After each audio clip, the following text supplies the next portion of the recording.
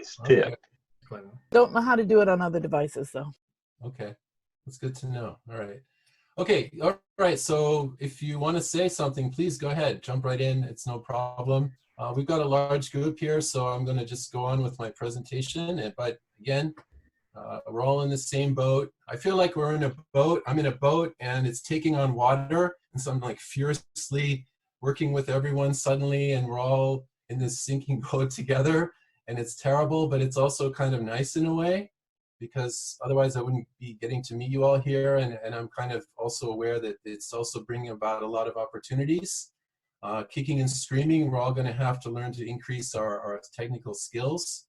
And it's not going to be quite pretty, but I think if we can hang in there and work together, we'll be able to make some great progress. And then once this all blows over, hopefully we'll be in a much better place. So I'd like to talk about 3 main features for how to use CIC 3rd edition on Zoom online. I'll be talking mostly about Zoom because that's the platform that I've been learning in the past few days. But of course, the principles I mentioned probably could be used with other platforms if you are using those. Okay. All right. So the 3 things I want to chat about are, well, first of all, let me share my screen. Okay. Let's see here. All right. Okay. I'm going to talk first about the flip book that Alma has created of the textbook. So can you all see this? Okay. So there's a kind of a HTML version of the book that can be used online and embedded into one's learning management system. I'll go over this and talk about the various features.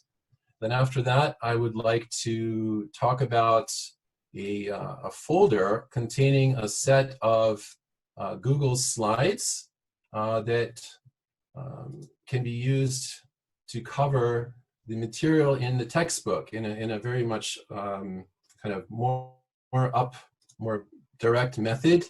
And then I'll compare and contrast the flipbook and the slides. So there are pros and cons with each way. Okay. Then after that, I will go over the CIC3 website, which I can bring up right here, cic-multimedia.com. All right, this is the website that many of you may have checked out, maybe not used. I find now that in the online environment we're in, there's ways to utilize the resources on this site, and so I'd just like to introduce those and talk about that. All right. So as I go through the slides especially, I'll be going through Unit 1 and talking about the various elements of the book. For those of you who are new to the book and may not have used it, I'll talk about the kind of the background, the intention, what can be done at this point, and how to do it in an online format. Okay. Now, at this point, since everyone has used the book, who has used the book a while and has found their own way of using it, I would be very interested. I'll give sort of a generic view of how to use this point of the book. If you have some other ideas, it would be wonderful to share them. Also, during this stage, I'd like to kind of try out some of the activities so that we can practice the breakout rooms and kind of get that going as well, because that's a key point in managing your class online. Okay. Jerry? Right. Yes. I'd like to add something about the 2 resources we are preparing are the flipbooks and the Google Slides. Now you're seeing the Google Slides. Yep. The flipbooks will be broken down into maybe units, or like two units in one flipbook maybe. And from after Unit 1, it will be password protected, but you'll be able to share the URL of each flipbook to your students.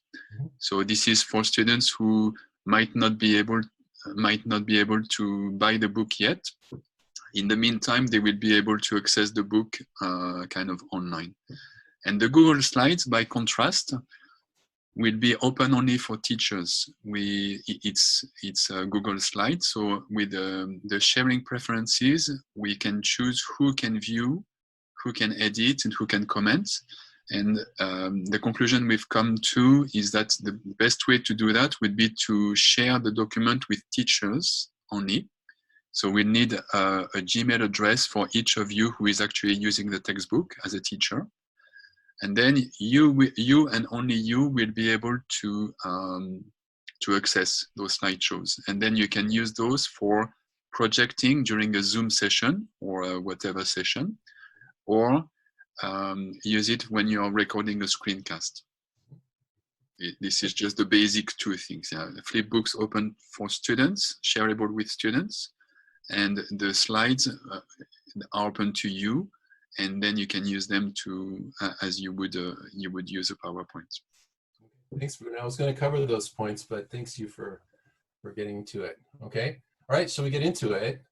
All right. So first, let me go through the flipbook. All right. So how does this work? Well, if you're interested in getting the link to this book, which is an online kind of HTML address, you contact Alma, and you'll get an email like this from Mariko, and you'll get the link to one of the chapters along with the password.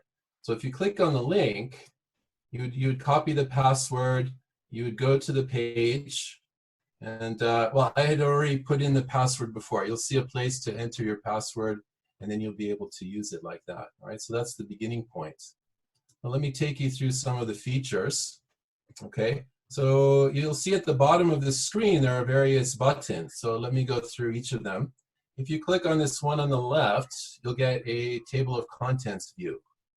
And this allows you to jump to different points within the document quickly, just as you would a table of contents. Okay. The next one is a thumbnail view, where you can see all of the pages in the document at a glance. So this can help you again navigate through the book in a timely fashion. Okay. The next feature is kind of interesting. It looks like a speech bubble. That's a note function. So this allows you to add notes within the textbook. So this could perhaps be interesting if you want to, like, particularly add a little bit of extra information at some point. I don't know, it could be, let me, Jerry? Yeah. I'm not sure that these notes are for anybody else than yourself, so maybe. Oh, really? Okay. So this is not something, okay, so this is something that you can add to yourself. Look, so I wanted to add a note. I could say, maybe it could be like a direction that you want you to remind yourself, perhaps like, have students read these two dialogues aloud in breakout rooms. So like some note could be put here for yourself. And so as you're preparing for your lesson, you could populate this thing with notes to kind of help remind you of what you want to do with these particular points. Okay, so something like that. Okay, the next feature is, well, I'll get to this one last. This is the share function. I'll go through the others because they're really simple. This is the sound. You'll notice it's no big deal. Sound means the sound effect. Can you hear the page? Big deal. It doesn't mean sound like access the audio for the book. There's none of that. So that's a limitation of this approach. These four arrows are full screen mode, so that you can create a bigger size. The zoom button on the far right also allows you to zoom in to a particular point. This makes it easier to go through the material. Okay, you can drag it around a little bit. But I found this yesterday in my class a little bit tricky. If you go too far, it sometimes jumps a little bit, and so it takes a little bit of practice to manage this. Okay. Finally, the share button. This is very important. So with the share button, if you click on this, it allows you to embed the site or share the link to the site in various places. So if you have a Google Doc or a website or a learning management system, you can copy the link. You could copy the code here. I'll call that again. Yes, you can copy that. Another one that I like is insert to site. So you can insert. This is code. It's like if you copy the code, it enables you to type or embed the whole book into the site. So for example, if I copy this, I can copy the full publication or just the current page. So if I check this box, I'm just sending this page. If I uncheck it, I'm doing the whole thing. This gives you the size, default size, which I would just leave it for now. Copy it, and then if you went to your Moodle or wherever you go, this is an example. This is the Moodle that I'm using for one of my speaking classes.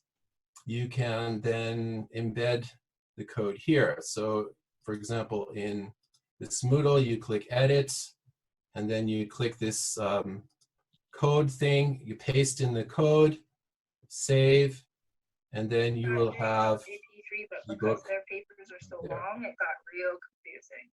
But Pardon? Oh, sorry. Anyway, so Sorry, Jerry. Muted everyone, and that includes you. Can you unmute yourself, Jerry, please?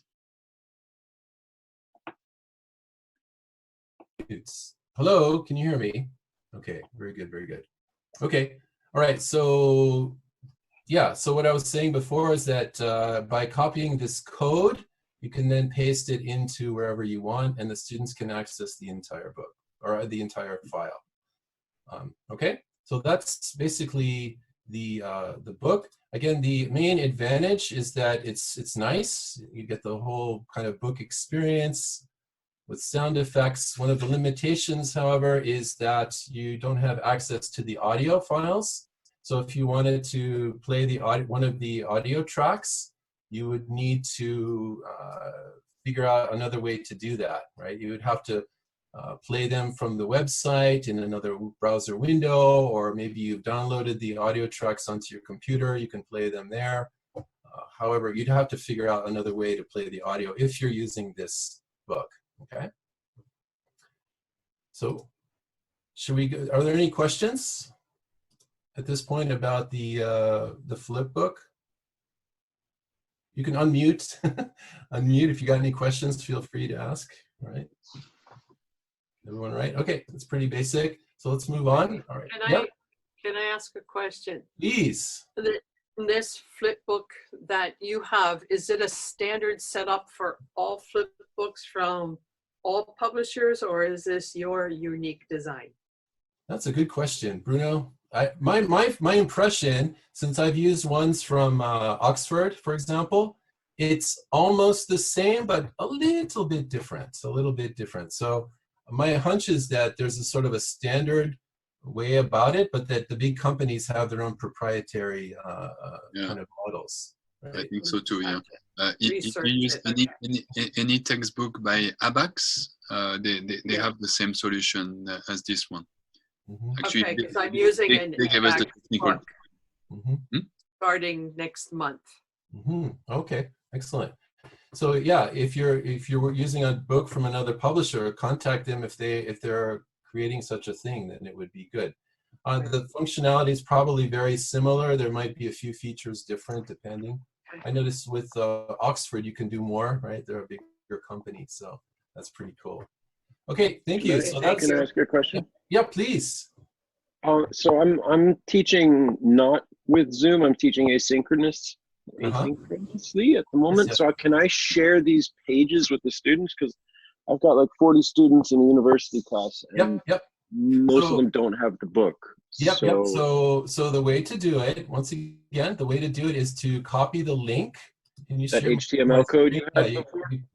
The one that you get here in the message, right? You would paste this, and then you would also need to let the students know of the password so that they can and that's get in. okay with you guys if I do that? Well, the passwords will be changed every month or so, said Bruno. Okay. Yeah, something like that. We are trying to figure out what the best compromise between convenience and safety. But right. So that's the thing, is the students of the universities have ordered the books, but they don't want the students to come in and stand in line and get them, right? They're going to mail them, right? Yeah. Hopefully. I heard that some distributors are getting ready to do Takubin shipments to students. So that would be great. This is going to happen. But at some point, there might be some floating moment when it would be up to the teacher to insist that they do get their textbooks and not rely on such, you know, this is not the same as a real textbook read. It's better than nothing, much better, but. Right. I mean, hopefully we'll be back in the classroom at some point. Yeah, but yeah. Definitely. Okay, thank you. Yeah, no problem. So that's the thing. So by the time you have covered this material, the password will change, and so that's the compromise there. Okay. So be sure when you share the link with your students, share the password as well. Okay. And of course, if you want, if you have a Moodle or something like that, you can also embed the link to the book, or just the link, or you can also embed the full book like this by embedding the code. Okay. All right. Next, Bruno and his team have created slide presentations of the book. All right. And if you can get access by contacting Alma, and they'll send you a link to this folder that contains all of the sections of the book. We've got the Let's Get Started unit, the part about the golden rules, and then all 8 units. Okay. So what's been happening is not all of them have been completed yet, right? It's kind of a work in progress, but the first several units are done so that you can get started right away using this system. Okay. So what I'd like to do is just take you through the slides for Unit 1. And this will give me a chance to talk about the main elements of the book for those of you who have not used it and who are just kind of maybe thinking about using it. So this is kind of a demonstration of the book and its whole pedagogical flow and background and how to use it. And I'll give you some tips on each part. Of course, feel free to unmute yourself and share your own ideas about anything that comes up, all right? Okay. Yes, Bruno? Yeah. Let me just add something. So again, I said it before, but maybe it takes time to really get those things. It took me some time too. So the Google Slides will be shared in the following way. We will want teachers who use the textbook in their classes to give us a Gmail address, and then we will add them as Jerry is showing now. It's not going to be this setting. This setting is for the Unit 1 only. Unit 1 and the golden rules and conversation strategies. But from Unit 2 on, we will add you as a, how can I say, a contributor to the document or to the whole folder maybe. Then you will be able to access it, but only the people whose address we will have inserted in this way will be able to access it. So that is for your private use, to broadcast over Zoom or Meet or whatever, or do screencasts.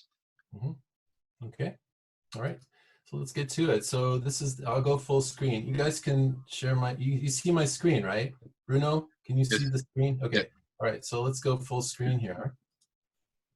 All right, so here's the thing. Let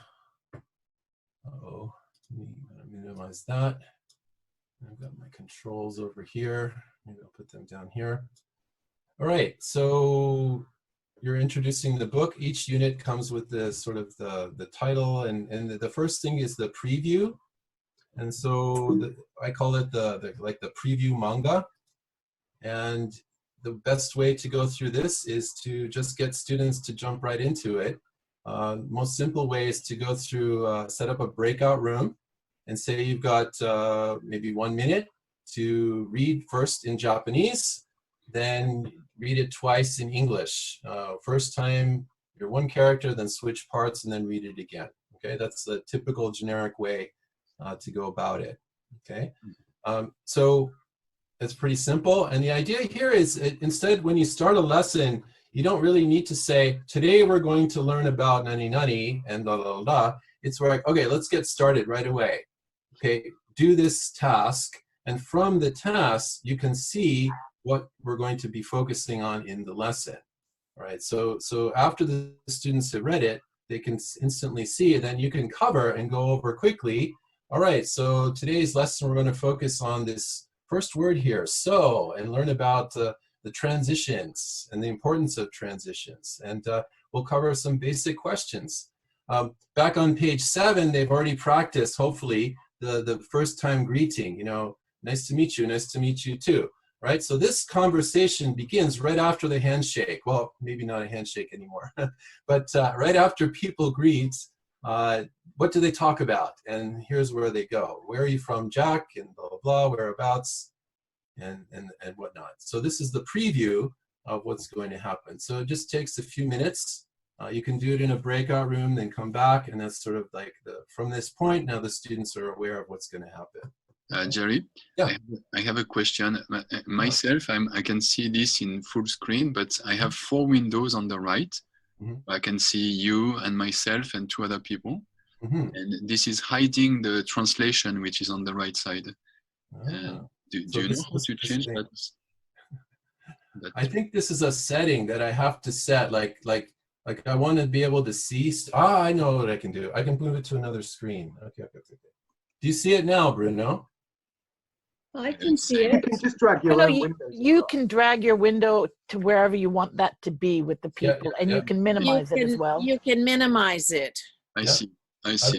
Yeah, and Bruno, yeah, you can minimize it too, right? I see. If you hit escape on your screen, you can get out of full screen and see it probably. So this is important because it means students will have to do that on their side. Otherwise, this is something we need to tell them. So this is the screen of everyone here, and so you see the buttons in the upper right here. So this Mosaic one shows everyone, and then this one shows like just like in a column view, and then I can scroll down like this.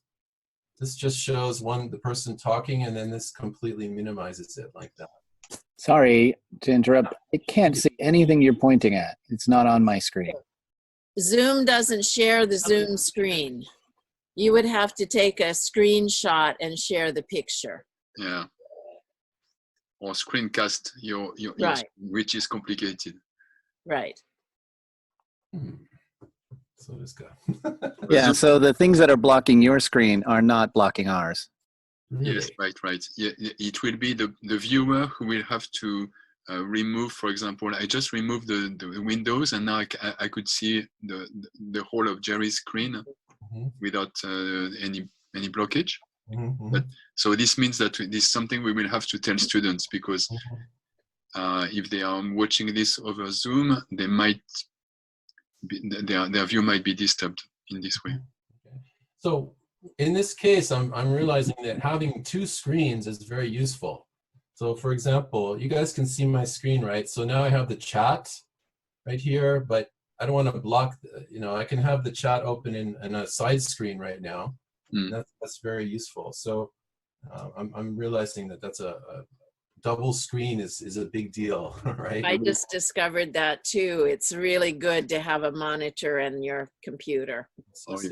Yes. So yeah, so like Bruno showed earlier, if you hadn't seen it, you can pick up an external monitor pretty cheap these days, a pretty good one as well. So, okay. All right, so back to our thing. All right, so where was I? Okay, we just covered the preview manga. Now I'd like to go through the next one. So the next one is something that, for those of you who don't know, it's called a sounding natural note. And these are little blocks of information that deal with the culture and the intersection of culture and language. Well, in other words, if you're into linguistics, this is the pragmatics of the language, okay? So we've got a lot of stuff that's really useful. Often we're highlighting and spotlighting a particular conversation strategy. If you have the book, you'll notice that at the back of the book, we have a whole list. We have 11 different strategies that we focus on.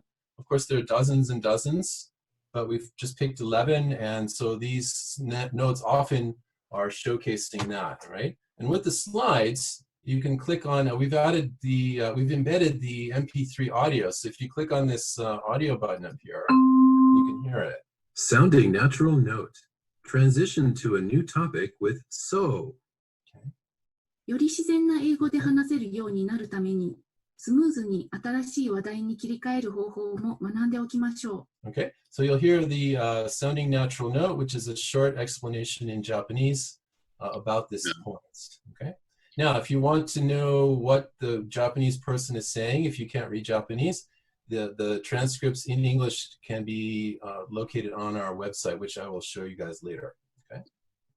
So this is just something you basically play, and the way I use it is I just play the Japanese bit and then I summarize using English, or I can sometimes summarize it in English and then they get the Japanese to make sure. So either way I think works well. So it's basically you're just imparting some information at this point. Okay. All right, next. All right, the next part, the model sentences. Again, these are very basic. You just want to get the students to repeat after you. You can play. You can use it from the recording. So for example,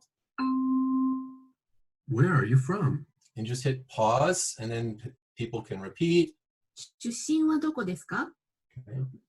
I'm from Fukuoka. Then everyone, hey, say, no, I'm from Fukuoka, right? Then everyone repeats. Jerry, And, yeah. Jerry, you don't want all your students to repeat on Zoom. This would be a catastrophe, I think. But right, no, it was fun. I tried it yesterday. Well, okay, it's up to you. Try it, and if you like it, then do it again. If you don't, then whatever. You know, that's a teaching style preference. Or they can repeat. They can all repeat at the same time, but they should mute their mics first. Otherwise, it's you know. Personally, I love the cacophony of sounds. I like to hear it. It feels like someone's there. Because right now I'm looking at a full screen. I don't see anybody, and it's kind of, I don't know if they're getting it or not. And I prefer to have that, you know, oral feedback. That's but if you find it distracting, then it's fine. Another good point of two screens is personally I can see your screen, your shared screen on on my main computer, and I can see everybody on my side screen, and then I have a feeling that there is an audience because I can see people nodding and everything. I see Gary waving. Okay, yeah. Thank you. Right. Jerry, can you hear me? Can you hear me? Yes, Gary, go ahead. Do you ask students individually to respond? Where are you from? Why not? You do that a lot? Have you tried that? That's totally fine. It depends on the class. So if I feel they've already know, these are very basic questions. You see, the language in this book is kind of low on purpose. You guys are familiar with extensive reading, right? Where the idea is you present reading text at a level that's at or slightly below the learner level. This kind of we're aiming for kind of an extensive speaking, where this is all language they should have learned before, but that their main goal is not just to learn new things, but to activate previously learned things. So if I feel like the class is a little bit higher, then I might not, you know, it depends. It's a kind of in the moment call. If I feel they might need extra practice, or they're really shy and I want to bring them out a bit, then I can actually call on them a little bit. Well, one great thing on the Zoom thing is everybody's name is written right there on their picture, so you can call on them immediately. Yes. Takes me a month to learn everybody's name. This is not so practical because when you are presenting, you are focusing on your documents, and it's really hard to control everything. You know, like if you have 40 students, control the students and the chat and your documents is really difficult in my experience. Yeah, well, take it slow, you know, and it's like we have to do little things simply first, and then as we grow our skills, we can do more sophisticated things, right? So anyway, so this is a model sentence. The idea is just to introduce a basic question and answer, right? So I find this one's simple. You don't need to spend so much time on it. The next question is a natural follow-up. Same thing. Although this one, has a little bit more to it, right? There are various options of answers, okay? And so, we're introducing here the dotted line thing. So these are kind of optional words. And if you listen to the full recording, it will explain this idea. Whenever you see a dotted line, this means that the word is often used, but not 100% always, that it's an optional. Sometimes when you use the optional word, it doesn't really change the meaning, and sometimes it does. This is often pointed out in the recording, right? The answer patterns, you can go through these, right? And this is the first time we're doing the kind of the color-coded substitution thing. And this is designed to provide a simple way to include variety in language. You're not asking them to memorize one specific phrase, but a set phrase that can be altered and updated as needed, right? it explains, there's a little bit of grammar you can point out here. For example, when do you say a place called, a city called, a town called, or when do you not say that? And the basic idea is if the person you are talking to doesn't know where you're from, has never heard of Meiji-do, and you say a place called or a city called. But it would be strange with Tokyo, a place called Tokyo, because most people have heard about it, but it depends, right? You can also answer with prepositions of location. So here this is a way of introducing a lot of variety in the vocabulary so that students can then create more sophisticated sentences. Okay. All right, so model sentences. Next, after going through the model sentences, now the next thing is a kind of a big deal. There's different ways to ask a question. So if we go back, so where do you live? That's an open question, okay? And then also, where are you from? These begin with WH words, so you can explain. There's the open form, but there's also the closed form. The open form leads to an open-ended answer, whereas the closed form results in a yes or no answer. And why is it important? Because knowing both enables you to use language more flexibly, right? So we built this right in because I think it's really important that students develop the ability to ask a question in more than one way. And as I demonstrate that often you ask one question, where are you from? And then the person says, oh, I'm from Tokyo. And then you can use the closed question as a follow. Oh, really? Do you live in Akabane or something, right? So the open and closed often can appear as a pair, so they can easily access a quick follow-up question to get more information. So this is a way of building that right in. Okay. How would you use that in an online class, Jerry? Well, I would get students to write in their books or write in their notebook if they don't have it. I would give them maybe 30 seconds or a minute to write down their own answer, because to write the answer, and then we would just cover it, right? So where are you from? Are you, and then you could do that. Or if you don't want to spend so much time, you could dictate. You could dictate and students could write that down. And then you could then, is there a way to annotate? Are you? Oh, yes. Are you from? That sounds difficult. Yeah, I'm kind of struggling here. I forget about that one. Okay. Okay, I guess you could do that. I mean, that's an option. Personally, if I may suggest something here, this is in your browser, right? So at some point, you might want to go out from the full screen, and you have a second tab which is ready, which is a Google Doc, and then you can type easily in the Google Doc. Everybody can see it, and then when you type things along the lesson, and then you share, or you can share it beforehand as well. You share the link to the Google Doc. That's looks much more powerful way to do text stuff than the whiteboard of Zoom, for example. He can also type. He doesn't have to use that pencil. Yeah, that pencil is kind of not so great. Yeah. There's a function of putting in text. The thing is that if you type it inside of Zoom, it will stay in Zoom. What happens in Zoom stays in Zoom, you know. But if you type it in a Google Doc, your students you can share it with your students before or after the lesson, so it remains. So you could set up a document here, notes from lesson 1 or something like that. And then you could have page, whatever page that is, page whatever, and then you could have the, are you from Akabane? Okay, so something like that. It's a way of going over the answers. And of course you could zoom in and anyway, so that's a good idea, Bruno. Okay. I believe that there are examples of open and closed questions in the teacher's book as well. So there are things you can do live during the lesson, and there are things you can prepare in advance in such a Google Doc. Yeah, I generally find that this vary your questions takes a bit of time the first few times you do it, because you need to explain why you're doing it. But after that, they kind of get the hang of it, right?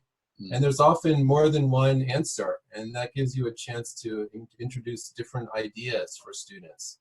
So it's not only a way of understanding a different way to ask, but also you're introducing more language in a way it's very easy for them to pick up. Okay. All right, then after that, the next step is called How About You? And this is an exercise that I find really important, especially for lower level learners. You give them a minute or two to write their own answer to the model questions. And then they have a short chat of maybe 4 turns. But you can double this up, okay? Like for example, where are you from? And then Bisan, I'm from, their own answer. I see, reaction expression, follow-up question. Do you live there now? Yes or no, okay? And then Bisan can then ask, where are you from? Okay, I'm from blah, blah, blah. So do you live? So this is a kind of A, B, A, B, B, A, B, A kind of chat, right? For very low level learners, just getting them to do that 8 turns, that's a big deal, and to get them to do it smoothly. For higher level learners, this is just a beginning point, and they can use this as a jumping off point for more. They can ask more questions, encourage them to do more. This is just a basic let's practice the model sentence and practice the open and the closed forms, okay? But as you'll see, as the book goes along, there's a lot of like pragmatics here, like using reactions and giving extra long answers and things like that. So they're constantly practicing the golden rules, even within this short structure. So it's a kind of way to constantly repeat and review what they've been taught before. Okay. All right. Any comments or questions up to this point? Yeah, Okay. Jerry, I have a question. Sure. You were showing us the listening within the Google Slides. Yes. And I'm kind of following along with the browser open. And when I try that on any of the slides, it says you need permission to play this audio file, request access. Oh, really? Are we going to be able to have that access? Sure, sure. Yeah. Sorry about that. So Bruno, it's what you said before. Like once you are given access to the slides, so the people who are interested need to send you a Gmail-based address, right? You will then add them as a user, and from that point, they will be able to play the audio. Is that correct? Absolutely, absolutely, yes, yes. Okay. So Thomas, I guess that's the thing. You would need to get the link to join this from Alma, and then you'll be able to play it. Okay. Well, actually, I did get the link to this one, but it's view only. So. Okay. And I think if you change that permission, we're able to copy and share and all that stuff. So. Yeah, we're wondering about that because, yeah, basically, maybe it's better not to let too much sharing happen. Yeah, so we may not be able to use those audio files directly from the slides then. No, you should be able to, but for your own use, which is to project it during a Zoom session like now, right, or to record a screencast. Yeah, this is kind of. That's fine with me, but I think so. You're saying that you'll actually give us collaboration permission. Yes. And you're just asking us to not share it with students. So. No, I think you will not be able to share it. We can disable that function. Function. So this is the idea that the flipbook is shareable with students, right? And the slideshows will be and the flipbooks they can be password protected quite easily. Okay. And we'll change the password from time to time. But the slideshows are just for teachers' use.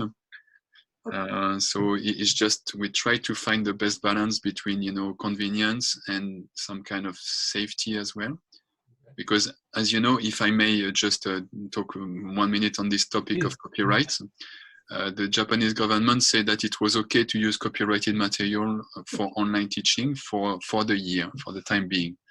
So okay, fine, but there is the risk that everybody starts thinking that it's okay to have just materials online and not pay for them, you know, enjoy a few cups of coffee instead of buying the textbook. And by the way, I got this PDF and let me give it to you, and these kind of things among students, you know. So this is a worry for us as small publishers. We have to balance the two. Yeah, my personal basic approach with this is I will let my students use these for the first couple of weeks, and then I'm going to insist that they have to use their physical textbooks for this stuff. But I think you'll need both, really. I mean, it's good if students have their textbook open on their desk, you know, when they are going over the lesson. If it continues to be online for a little while, which I suspect it will, you know.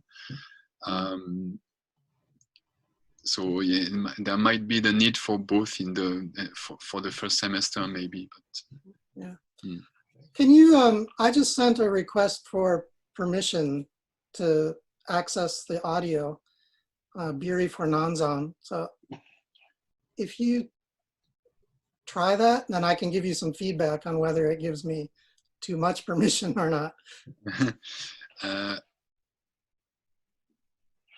It's the CIC Unit 1, the one that you shared openly before. Actually, I don't know why it's not working right now, because normally it's anybody with the link can You have to set the permissions first before you begin the meeting.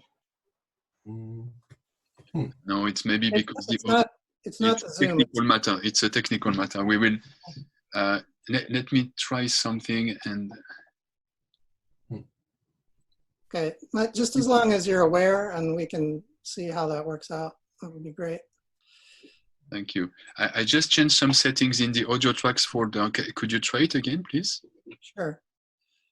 Maybe refresh your page. Yeah. Change here.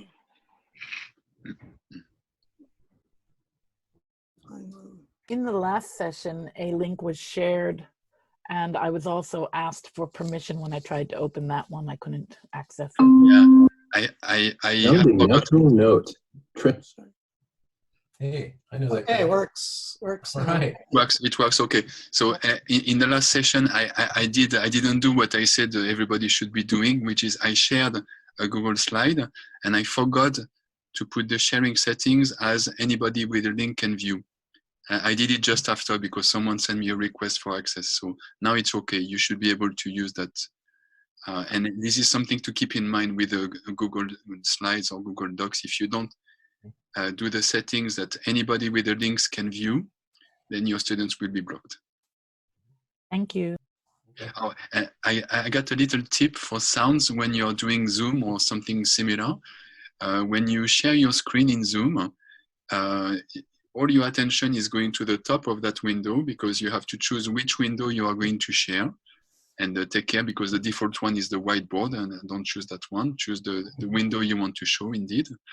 But in the left bottom corner, there is a box that you can tick, which is use the computer's sounds. And if you don't tick that one, the sound is going to be crappy because it's going to be going out of your computer speaker and then back in through the computer's mic. If you tick that box, everything will be fine. It's going to go straight from inside the computer, as a matter of speaking. Okay. Sounds good. Okay, so we get back to it. All right, so we're going through the slides. Let me get back to the sharing my screen. Okay, can you guys see? Oh, not yet. I have to click share. I always do that. When I click share, I click on the screen. I forgot to click the share button. That's a very important detail. All right, so okay, we're up to here. All right, so the next bit of the lesson goes to,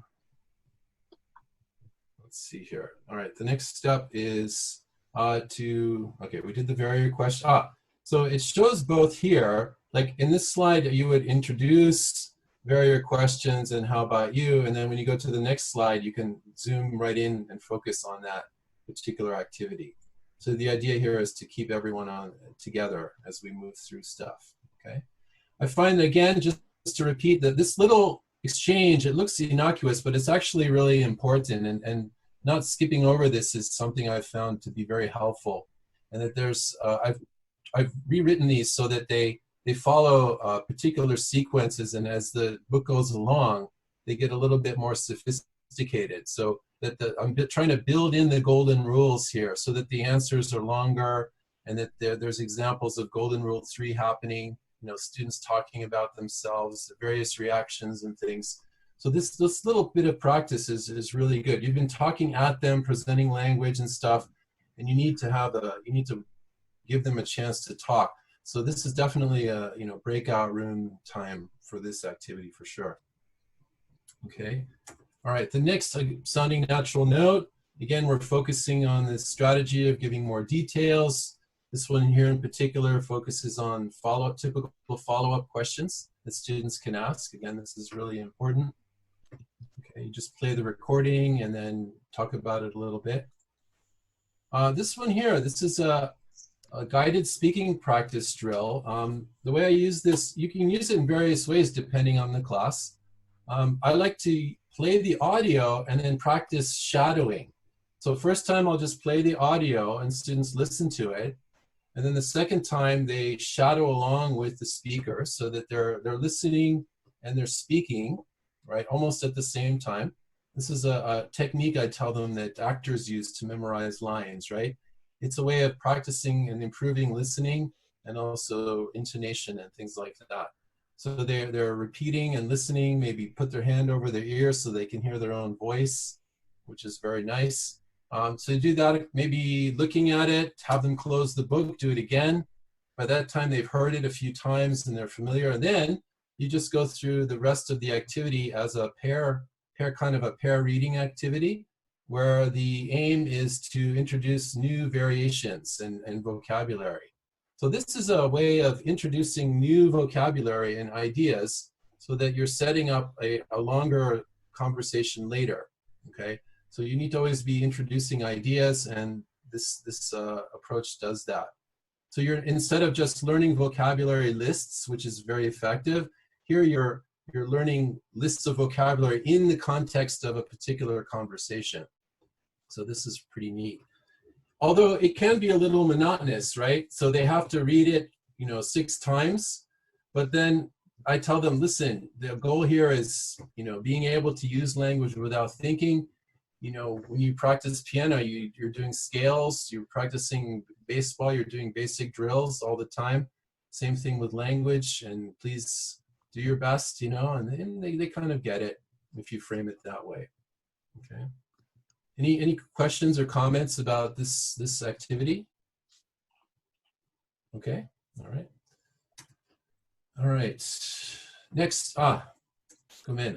So then this next activity, this is kind of a particular writing task, and this is something that can be used online, I think, pretty well, especially if you have a Google Doc set up for the class.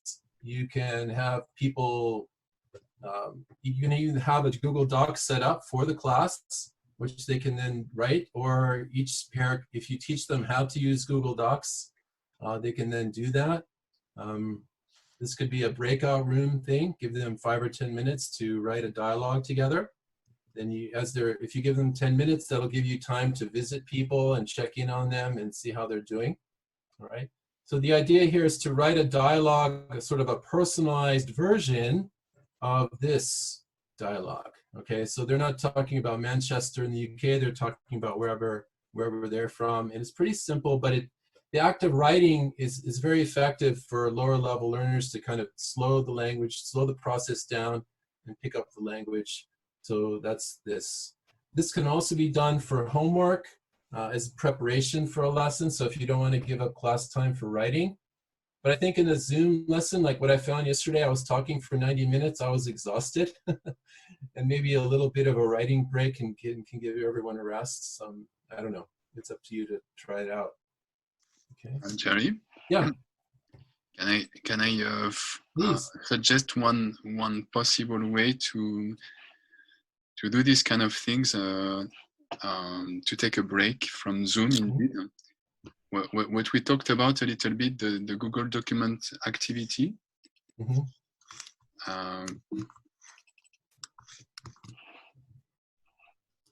Okay, I'll create a doc. So I have created one document. Maybe I can. Can you send the link in the chat? Yes. Could you unshare your screen, please? Sure. Okay.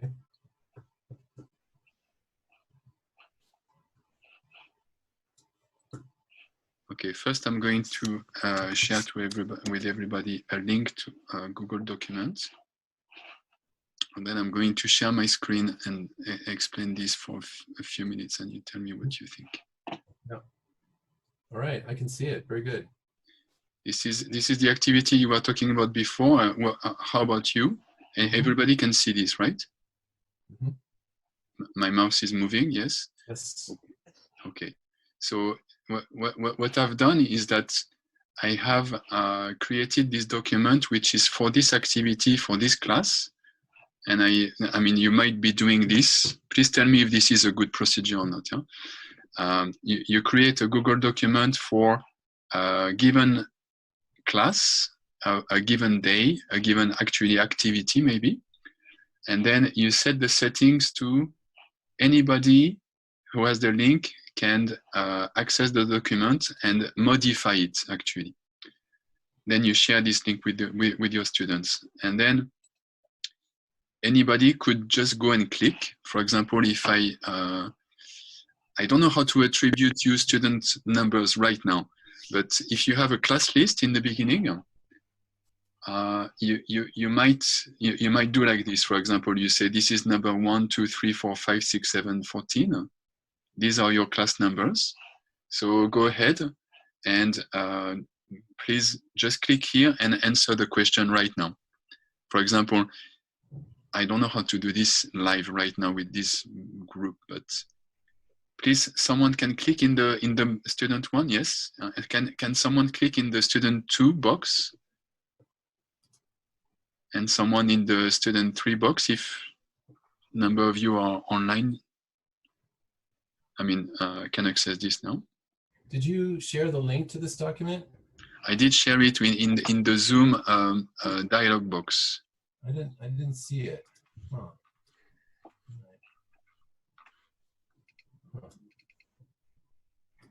Bruno, you shared it to me only. Yeah, you just shared it with one person, not to everyone, Bruno. Oh, right. Okay, sorry. Try it again. This is a mistake I've done several times. Yeah. Sorry. Share that link again. Let's try it. Let's see if this works. Okay. Here we go. Okay, all right.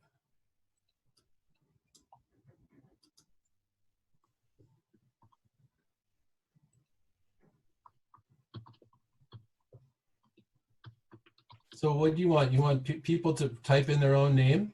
Yes. I mean, I'd like to see if this is feasible as a class activity or if it is too complicated. Okay. I'm finding it hard to find a spot. I'm gonna have to scroll down and. All right. It would of course be easier if there was a class list and everybody would know where to go. I'm lost in the gallery view right now. Thank you. Just a quick question. How well would this work with the students being on their smartphones? Not well at all. Good question. Probably not well. Yeah. Nothing is going to work well with people who have just a smartphone, I'm afraid. However, I was thinking about that. What if the student had the smartphone on a little stand? Like, for example, just, even stood up, they could stand it up and then they got themselves a Cyan keyboard, a Bluetooth keyboard, and then they can actually type. I had a student do that once in my class, and you got this little stand. This is from my daughter's Wii U.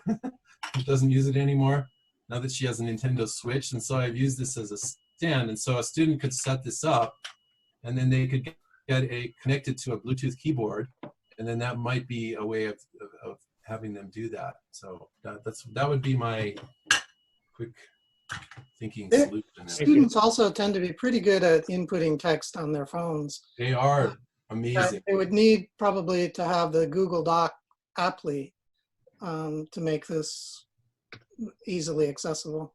Mm-hmm. Mm-hmm.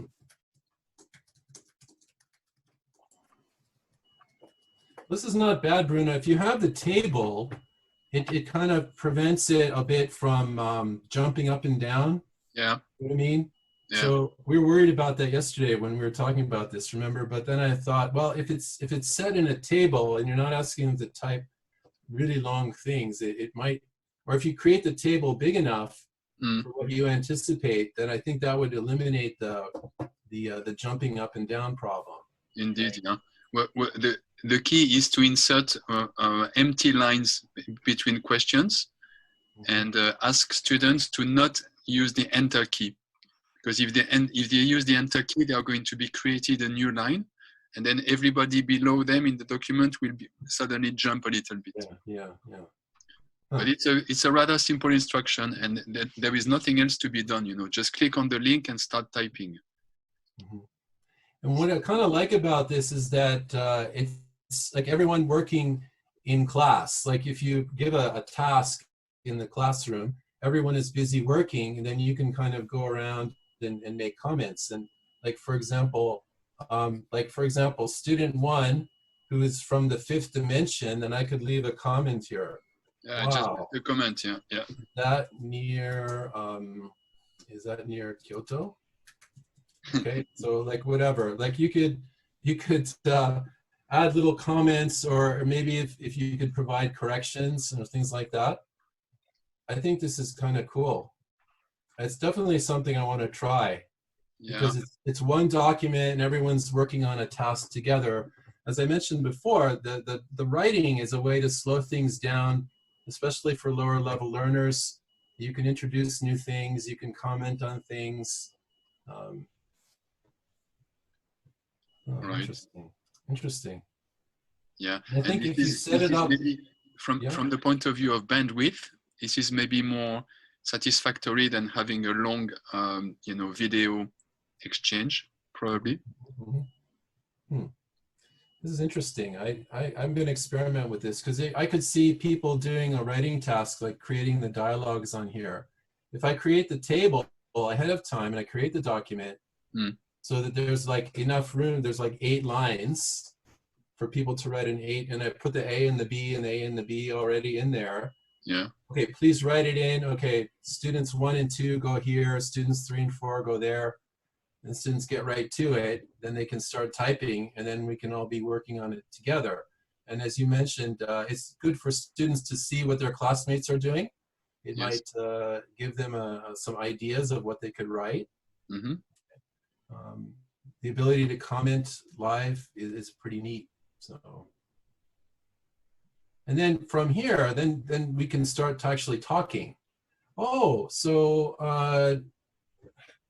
it's kind of moving around here, but Madeline, you're from St. Louis. Oh, really? Have you been to the Arches? Whatever. Only one arch. Oh, sorry, the Arch. Yeah. Something like that. I mean, once you get something up there that's personal for students, then that kind of opens the door for more spontaneous conversation and interaction. I had a comment, if I might. Yeah. I was just wondering if you could use this for students to do that conversation co-writing online using this very same program. I think it's totally, that's what I'm just thinking right now. Absolutely. Yeah. And they could work together and then present that maybe to the whole class. Perfect. Yeah. Yep. So they have to practice it so that they can not just read it, but speak it smoothly with proper intonation. Right. To try to get rid of their reading voice. When you read a text, the intonation tends to be very flat, but if they can practice it enough, then they can work on good intonation, and you can focus on that. Yeah. I wonder if there's a way to use the breakout and this kind of Google Docs together in that way. Yeah, why not? So if there's one document for everybody, right? So once everyone is on it and you've confirmed that, Okay, everyone, now we're going to break out into different rooms. Right. Okay, now that you can access it, now with the person you're in the breakout room with, you know, find an open spot and go there and start typing, okay? And in 10 minutes, we'll come back, and we'd like you to present your conversation. Right, right. Kind of thing.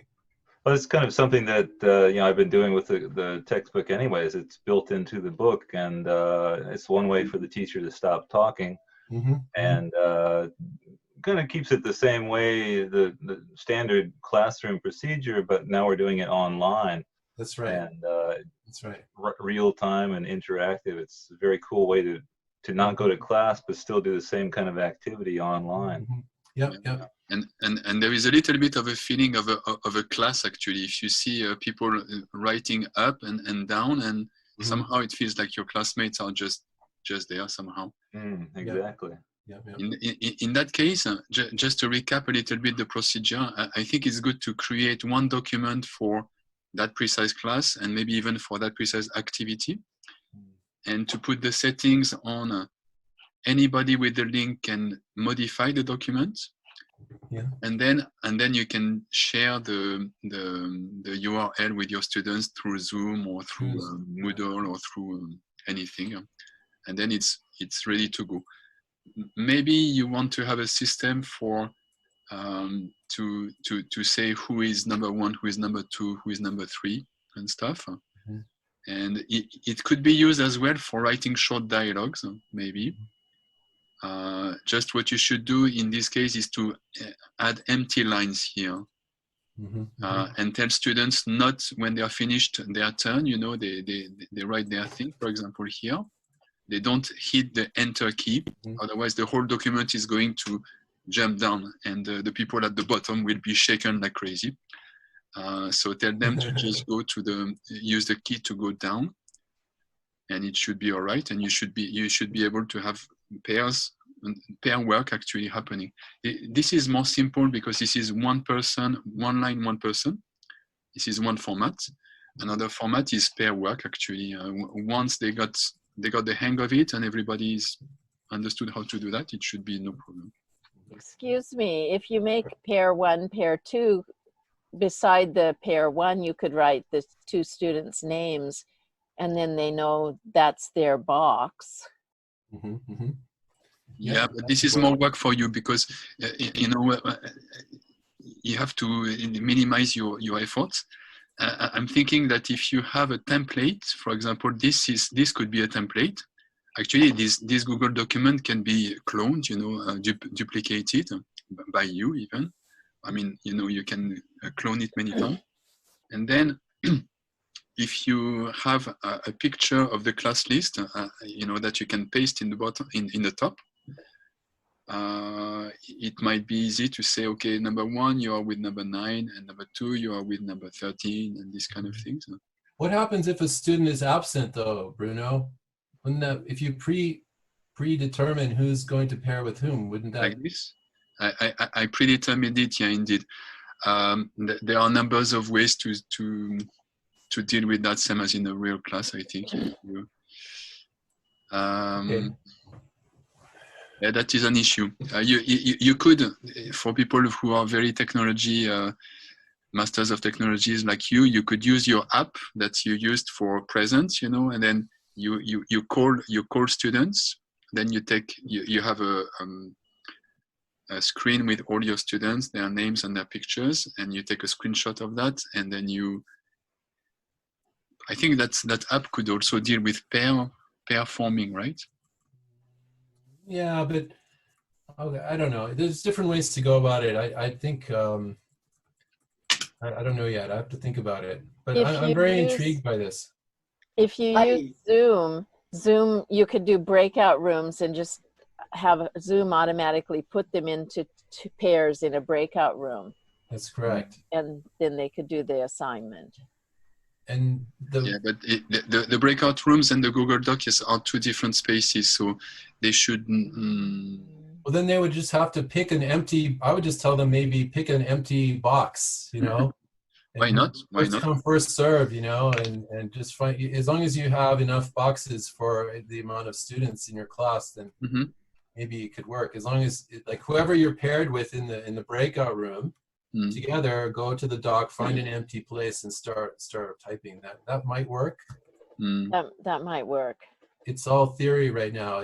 We'd have to try it out and kind of refine this. But I like the idea of everyone working together on a document together. I think this is very, very nice. I'm definitely going to try this out. It All right, sounds like it would be really hard to do it on their phones, though. Yeah, it would. That's why I would recommend while Zooming. Yeah, they would need to. I don't know. It would probably have to be asynchronous. It might. Forgot about that. It sounds more like it would be a good activity for to assign before class, or maybe you've done this, assign, come back with the doc that everybody's done over the next week. Yeah. Or something. That's a good idea. Or maybe you just have to say we're gonna end the meeting for 10 minutes, and then you do the activity and then come back with that. Yeah.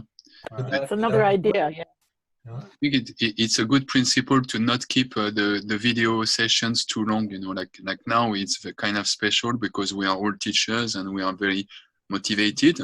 We need to learn stuff in a hurry, but our students are not exactly in that position towards the language we teach them. Huh? Also, Zoom might end the extended sessions May 1st, I've heard. So we'll be limited to 40 minutes if we don't have a paid account. So you could have a session, then go to stop the session, do work, come back and wrap it up. Yeah. Okay, speaking of wrap it up, we've got another 20 minutes. I want to cover a few more things. So if we could get back to that, that would be really wonderful.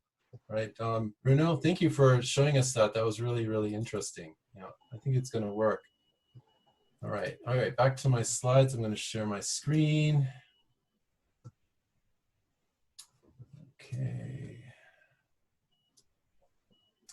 Okay, so all right, so that's the writing task, and as we saw, we could do that on the Google Doc.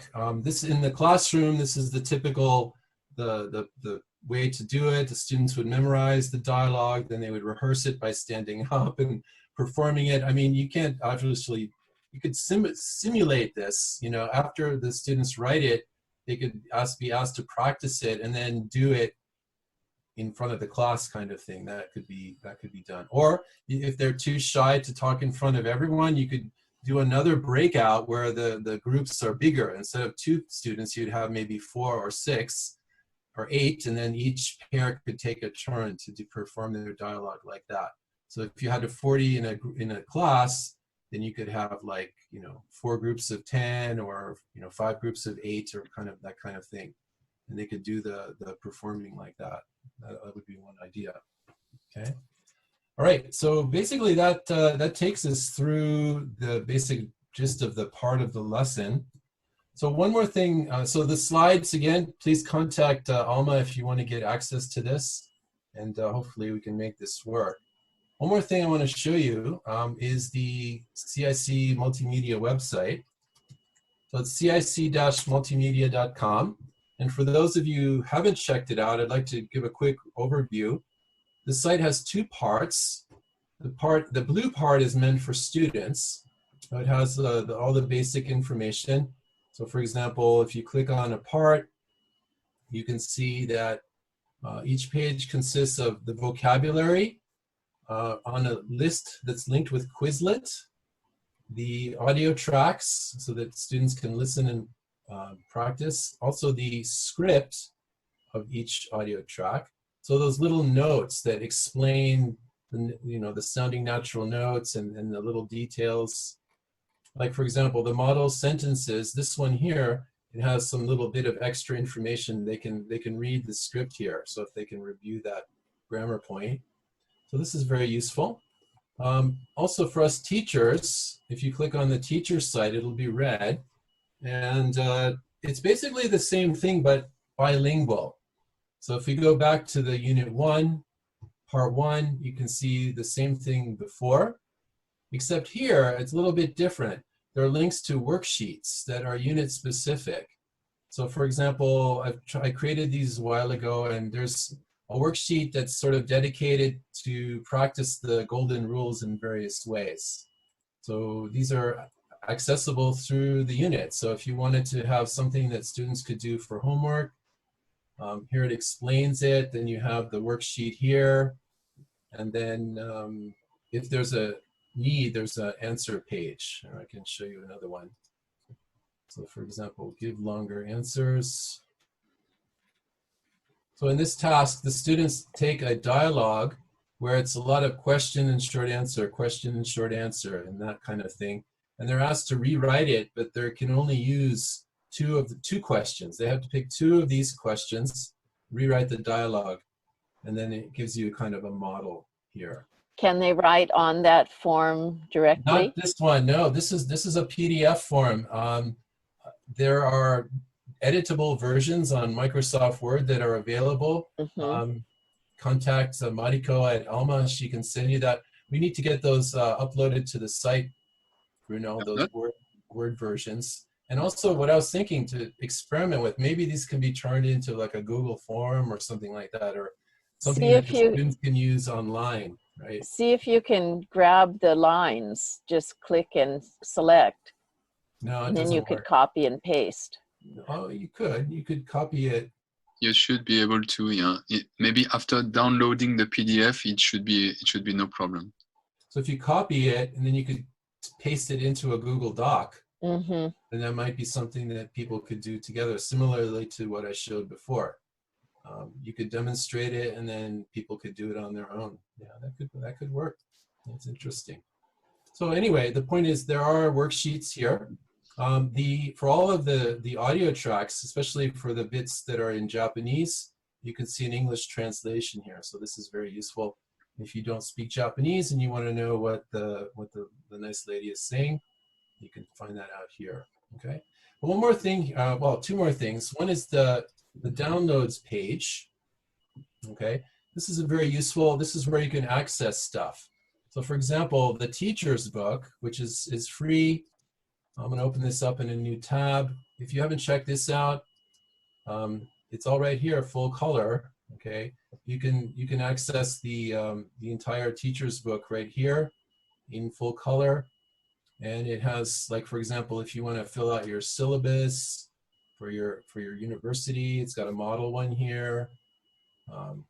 It has sections on how to teach each element of the book. And it also has a model lesson plan. Let me bump ahead here. Yeah. So for example, let's see here. Yeah, so for example, here's unit, let's get started. Let me go to unit 1, part 1. It gives you a kind of an overview of part 1. It gives a kind of just notes. This is a general lesson plan. It's a generic 90-minute lesson plan. So it can give you ideas. If you're stuck, you can check it out. And then sort of notes, page-by-page notes on things that you can do or say, or variations, answers, things like that. So this can be useful as you're teaching online to have it open on your second screen that you're going to buy from Amazon soon. And it can be useful. All right, so that's there. Just want to remind everyone. And what else? All the audio tracks, you could just download them right from here, and then you can play them on your computer or wherever. The transcripts are also available in PDF form in English and in Japanese. And all the worksheets are also available here. Okay. There's some other stuff like transcription paper and a syllabus and whatnot, and you have they're all accessible from here. Okay. Someone's banging on my window. I'm going to ignore them. Okay, so that is the site, and so there's one last thing that I want to show you quickly, is using Quizlet from within the site. So you guys are familiar with Quizlet, right? So we've created vocabulary lists, and so that the students can actually practice the vocabulary right from here. Okay. So you can. I'm from Fukuoka. どこに住んでいますか? Where do you live? Okay, so they can do the flashcards here. If you click on this sort of slider icon, you can adjust the options. So you can start an answer with English, Japanese, or both. You can have the audio on or off, etc. You can also choose various study modes. Like, so this is the flashcard mode. If you click match, you get a kind of a matching game. So they have to go, where do you live now? You kind of have to make it all disappear. We can use that for our Japanese study. Yeah, seriously. Yeah, seriously. May I say something about the vocabulary? Yeah, please. Your tests that you have or your worksheets have mismatched numbers of vocabulary. So some units have many words and other units have few words. You mean on the Quizlet list? Yes. Oh, really? I haven't seen it. The person who is supervising me is really upset that they're not more balanced. So she's made her own new Quizlets for me to use. But excellent. Yeah, that's something that maybe you should be aware of, that it should be, for our purposes, a 30-point quiz every week or something. Instead of a 10-point quiz and a 50-point quiz. Okay, well, all right. Well, let's take a look at the test mode thing. How do I get out of here? Okay, so with the test, that's one of the modes. So if you click test, it'll come up with the test. And then if you click up here, you can create a new test and you can choose the question types. You can choose how many questions. So this one, there would be 17. So is this what you're pointing out? Like the number of items? Maybe, I don't know where it was. Is not the same or not enough? Yeah, probably. They're not the same for every chapter. Okay, yeah, that's true. Okay, well, that's a good point, good feedback. So we'll have to think about that. I would not recommend using those online Quizlet tests for assessment. Those are practice tests. It's just a practice, yeah, for sure. Yeah. And there's all sorts of ways you can cheat if you're using them. And the other thing is they're just not very well put together. So you can have a fill in the blank section on the written, and that word will appear as a distractor in the multiple choice question. Right, so they're not, it's not, yeah, it's just not really robust option. Yeah. What do you recommend for assessment? Well, that's a good question online. I was thinking to create like a Google form, right? So, or SurveyMonkey or some service such as that, or JotForm. Okay. You can create you can base it on this, create something that fits your needs, and then you can link it and use it that way. That was my plan. Yeah, our LMS has a quiz function, and you can. That's true. Like, yeah, same. Our Moodle does too, but I haven't. Google Forms as well. So.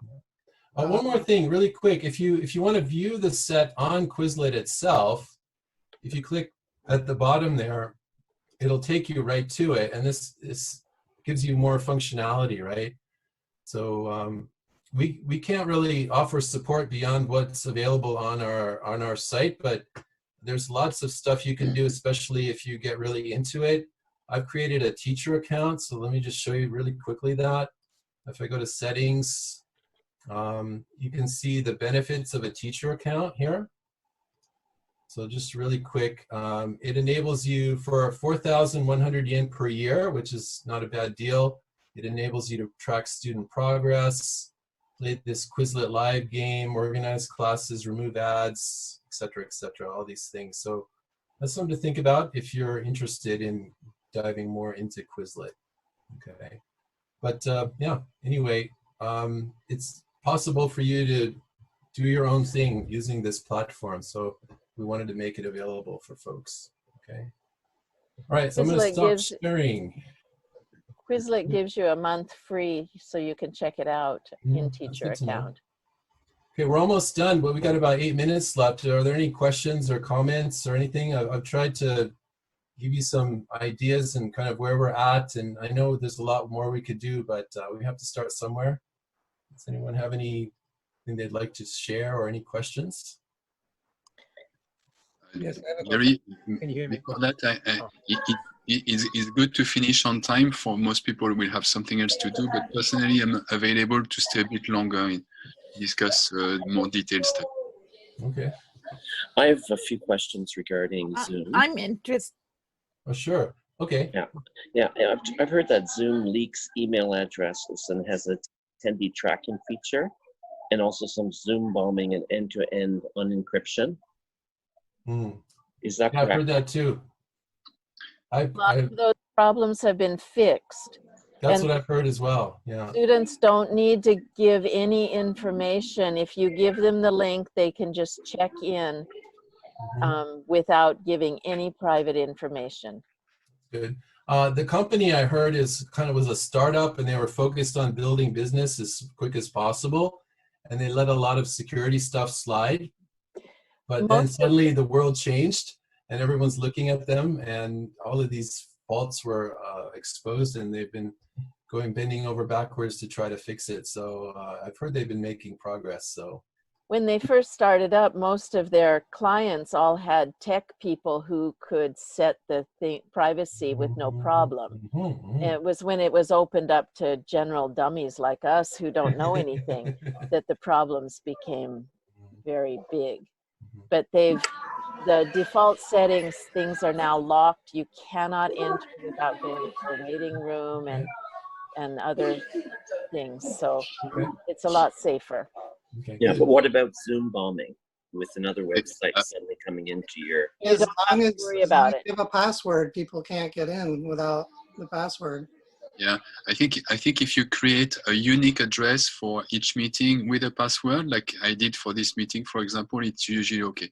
But maybe we should focus more on the teaching aspects of rather than the technical ones, because many people will be using Meets and Teams and stuff. So please, yes. I have a question. So using this textbook for the first time this year, so I don't have the benefit of knowing the ins and outs of it before using it online. I can see how I would have used it in the classroom, but I'm wondering, for those of you who know the textbook back and forth, which of the sections of the unit do you think lead to homework or asynchronous usage in the class? I would say dialogue, any like writing task for sure. So you can notice some of the sounding natural notes have writing tasks. You can always add writing tasks. It's like for every one of those guided speaking practice drills, just have them write a personalized version. You know, an 8 or 10 turn dialogue is actually quite good practice and they have to give them a set required number of things they have to use 3 or 4 different conversation strategies from the back of the book. And they can pick and choose, and then they have to add those in however they can and give them these sort of tasks, and those can be really, really useful. The worksheets can also be used or adapted. Again, I think, creating some kind of online Google Doc, Jot form, Google form version of them might be more suitable. So that's something I'm going to be looking into. As far as myself, wasn't planning to teach them. I was just going to give a suggestion if I could. Please. Because of the Japanese in the textbook, I think it makes it very easy for students to understand the expressions very quickly. I think the Japanese is very natural. I give regular Japanese to English quizzes. If you're not really into that, you could also just assign a certain number of expressions or vocabulary words and have them make sentences or make short dialogues. Yes. It's pretty flexible that way. You could give homework and then have them present it in class the next time, either maybe in small groups or it could be a hand-in assignment. There are different ways to get them to use the expressions and vocabulary. Speaking of handing in stuff, on the application form, we asked people if they were interested in sharing resources that they've made, worksheets and whatnot. We're totally into that. So, Bruno, hello. Yeah. So I was thinking about this. If people are interested in sharing something, I would be totally willing to just have them send stuff to me. Then I could kind of sort through it and then we could, if people are willing to have it shared, we could create a Google Drive folder, or we could put it on our website or whatever. Thank you, Jerry. That would be great. Yeah, a Google Drive is indeed an easy way to share stuff for people. But we already also have the website, so maybe both, or we could. The website is less flexible. You know, Google Drive is very flexible, and it's true that some of us are going to be making things. You know, we take 2 hours to make a nice worksheet or a nice set of instruction or a nice tutorial, and why not share it with colleagues who are using the same book, really? Yeah. So if anyone's interested, you can contact me. Should I, you guys have my email? I'll put it out there. So, okay, let me put a message here. If you're... I like when Jerry is typing his address, I'd like to remind people that if you are using CIC in your classes, in your actual classes, please let us know by filling the form that we sent by email before, because it's a bit difficult to track exactly who is using the textbook, and now we are struggling to create complements and contact people and do many things at the same time. So also, if you don't, something is not coming to you when it should be, please remind us.